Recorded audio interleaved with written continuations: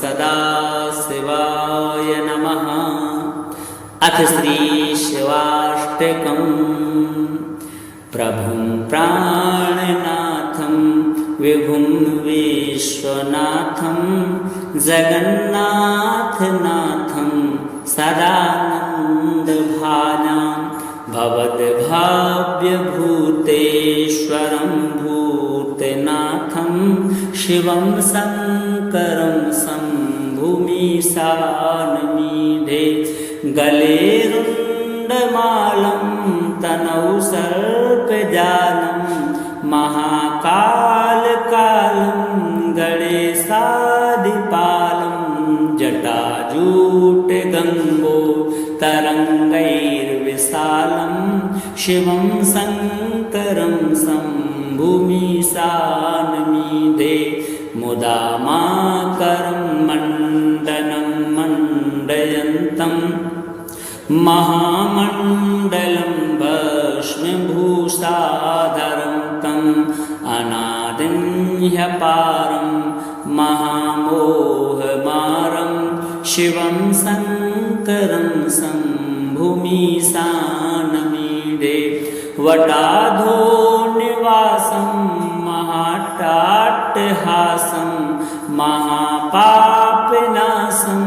सदा सुप्रकाशं गिरीशं गणेशं सुरेशं महेशं शिवं शङ्करं शम्भुमीशानमीढे। गिरीन्द्रात्मजा संग्रहीतार्धदेहं गिरौ संस्थितं सर्वदा पन्नगेहं परब्रह्म ब्रह्मादिभिर्वन्द्यमानं शिवं शङ्करं शम्भुमीशानमीढे। कपालं त्रिशूलं कराभ्यां दधानं पदाम्भोजनम्राय कामं ददानं वलिवर्धमानं शूराणां प्रधानं शिवं शङ्करं शम्भुमीशानमीढे।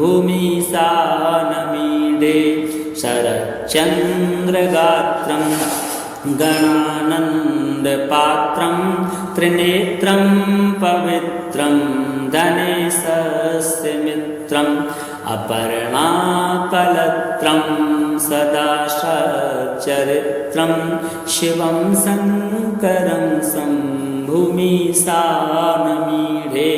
हरं सर्पहारं चिताभूविहारं भवं वेदसारं सदा निर्विकारं श्मशाने वसन्तं मनोजं दहन्तं शिवं शङ्करं शम्भुमीशानमीढे। स्वयं यः प्रभाते नरशूलपाणे पठेत् स्तोत्ररत्नं तुह्य प्राप्य रत्नं। सुपुत्रं सुधान्यं सुमित्रं कलत्रं विचित्रैः समाराध्य मोक्षं प्रयाति। श्री प्रभुं प्राणनाथं विभुं विश्वनाथं जगन्नाथनाथं सदानन्दभाजां भवद्भाव्यभूतेश्वरं भूतनाथं शिवं शङ्करं शम्भुमीशानमीढे। गले रुण्डमालं तनौ सर्पजालं महाकालकालं गणेशादिपालं जटाजूटगङ्गो तरङ्गैर्विशालं शिवं शङ्करं शम्भुमीशानमीढे। मुदा माकरं मण्डनं मण्डयन्तं महामण्डलं भस्मभूषाधरं तम् अनादिं ह्यपारं महामोहमारं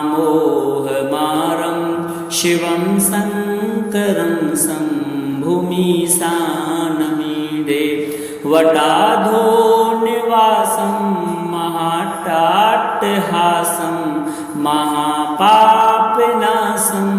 सदा सुप्रकाशं गिरीशं गणेशं सुरेशं महेशं शिवं शङ्करं शम्भुमीशानमीडे गिरीन्द्रात्मजा संग्रहीतार्धदेहं गिरौ संस्थितं सर्वदा पन्नगेहं परब्रह्म ब्रह्मादिभिर्वन्द्यमानं शिवं शङ्करं शम्भुमीशानमीडे कपालं त्रिशूलं कराभ्यां दधानं पदाम्भोजनम्राय कामं ददानं वलिवर्धमानं शूराणां प्रधानं शिवं शङ्करं शम्भुमीशानमीडे शरच्चन्द्रगात्रं गणानन्दपात्रं त्रिनेत्रं पवित्रं धनेशस्य मित्रम् अपर्णाकलत्रं सदा सच्चरित्रं शिवं शङ्करं शम्भुमीशानमीडे हरं सर्पहारं चिताभूविहारं भवं वेदसारं सदा निर्विकारं श्मशाने वसन्तं मनोजं दहन्तं शिवं शङ्करं शम्भुमीशानमीडे स्वयं यः प्रभाते नरशूलपाणे पठेत् स्तोत्ररत्नं तुह्य प्राप्य रत्नं सुपुत्रं सुधान्यं सुमित्रं कलत्रं विचित्रैः समाराध्य मोक्षं प्रयाति श्री प्रभुं प्राणनाथं विभुं विश्वनाथं जगन्नाथनाथं सदानन्दभाजां भवद्भाव्यभूतेश्वरं भूतनाथं शिवं शङ्करं शम्भुमीशानमीडे गले रुण्डमालं तनौ सर्पजालं महाकालकालं गणेशादिपालं जटाजूटगङ्गो तरङ्गैर्विशालं शिवं शङ्करं शम्भुमीशानमीडे मुदा माकरं मण्डनं मण्डयन्तं महामण्डलं भस्मभूषाधरं तम् अनादिं ह्यपारं महामोहमारं शिवं शङ्करं शम्भुमीशानमीडे वटाधो निवासं महाट्टाट्टहासं महापापनाशं सदा सुप्रकाशं गिरीशं गणेशं सुरेशं महेशं शिवं शङ्करं शम्भुमीशानमीडे गिरीन्द्रात्मजा संग्रहीतार्धदेहं गिरौ संस्थितं सर्वदा पन्नगेहं परब्रह्म ब्रह्मादिभिर्वन्द्यमानं शिवं शङ्करं शम्भुमीशानमीडे कपालं त्रिशूलं कराभ्यां दधानं पदाम्भोजनम्राय कामं ददानं वलिवर्धमानं शूराणां प्रधानं शिवं शङ्करं शम्भुमीशानमीडे शरच्चन्द्रगात्रं गणानन्दपात्रं त्रिनेत्रं पवित्रं धनेशस्य मित्रम् अपर्णाकलत्रं सदा सच्चरित्रं शिवं शङ्करं शम्भुमीशानमीढे हरं सर्पहारं चिताभूविहारं भवं वेदसारं सदा निर्विकारं श्मशाने वसन्तं मनोजं दहन्तं शिवं शङ्करं शम्भुमीशानमीढे स्वयं यः प्रभाते नरशूलपाणे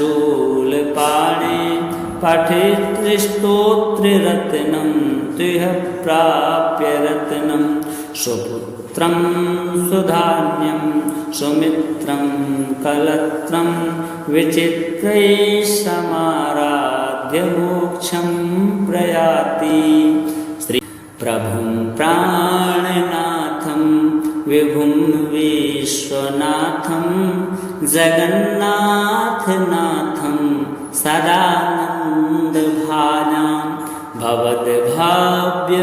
भवद्भाव्यभूतेश्वरं भूतनाथं शिवं शङ्करं शम्भुमीशानमीढे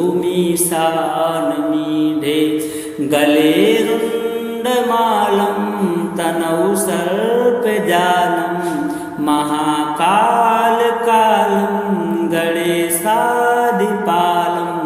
जटाजूटगङ्गो तरङ्गैर्विशालं शिवं शङ्करं शम्भुमीशानमीढे मुदा माकरं मण्डनं मण्डयन्तं महामण्डलं भस्मभूषाधरं तम् अनादिं ह्यपारं महामोहमारं शिवं शङ्करं शम्भुमीशानमीढे वटाधो निवासं महाट्टाट्टहासं महापापनाशं सदा सुप्रकाशं गिरीशं गणेशं सुरेशं महेशं शिवं शङ्करं शम्भुमीशानमीढे गिरीन्द्रात्मजासं रहितार्धदेहं गिरौ संस्थितं सर्वदा पन्नगेहं परब्रह्म ब्रह्मादिभिर्वन्द्यमानं शिवं शङ्करं शम्भुमीशानमीढे कपालं त्रिशूलं कराभ्यां दधानं पदाम्भोजनम्राय कामं ददानं वलिवर्धमानं शूराणां प्रधानं शिवं शङ्करं शम्भुमीशानमीढे शरच्चन्द्रगात्रं गणानन्दपात्रं त्रिनेत्रं पवित्रं धनेशस्य मित्रम् अपर्णाकलत्रं सदा सच्चरित्रं शिवं शङ्करं शम्भुमीशानमीढे हरं सर्पहारं चिताभूविहारं भवं वेदसारं सदा निर्विकारं श्मशाने वसन्तं मनोजं दहन्तं शिवं शङ्करं शम्भुमीशानमीढे स्वयं यः प्रभाते नरशूलपाणे पठेत् स्तोत्ररत्नं तुह्य प्राप्य रत्नं सुपुत्रं सुधान्यं सुमित्रं कलत्रं विचित्रैः समाराध्य मोक्षं प्रयाति।